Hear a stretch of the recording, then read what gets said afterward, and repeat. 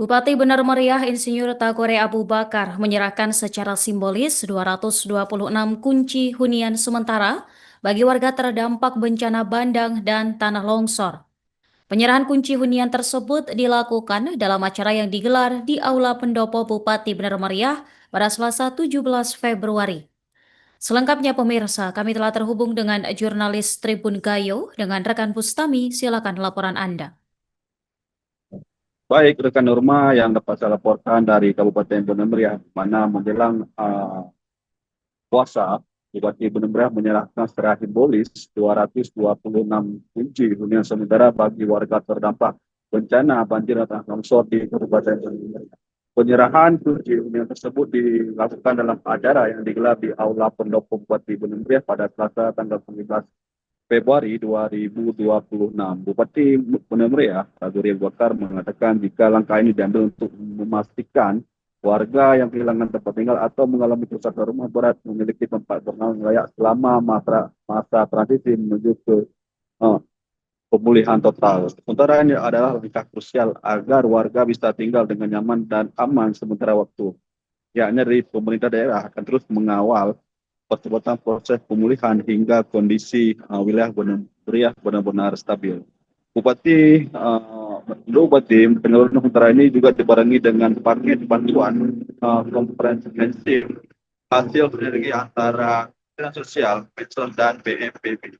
Selain mendapatkan bangunan fisik, di mana setiap keluarga penerima manfaat juga mendapatkan dukungan finansial dan logistik, di mana diantaranya setiap individu akan menerima jaminan hidup atau jatuh sebesar 15.000 per hari selama 3 bulan. Lalu untuk membangkitkan roda ekonomi keluarga, pemerintah juga menyalurkan stimulan pembayaran ekonomi senilai 5 juta per kakak. Kebutuhan pangan harian pun turut dijamin oleh uh, pemerintah melalui pembagian beras 10 kilo per kakak di setiap bulannya. Selain itu, setiap keluarga akan diberikan dana senilai 3 juta untuk pengisian peralatan rumah tangga di dalam utara serta bantuan perlengkapan dasar dari BNPB mencakup kompor, matras hingga selimut.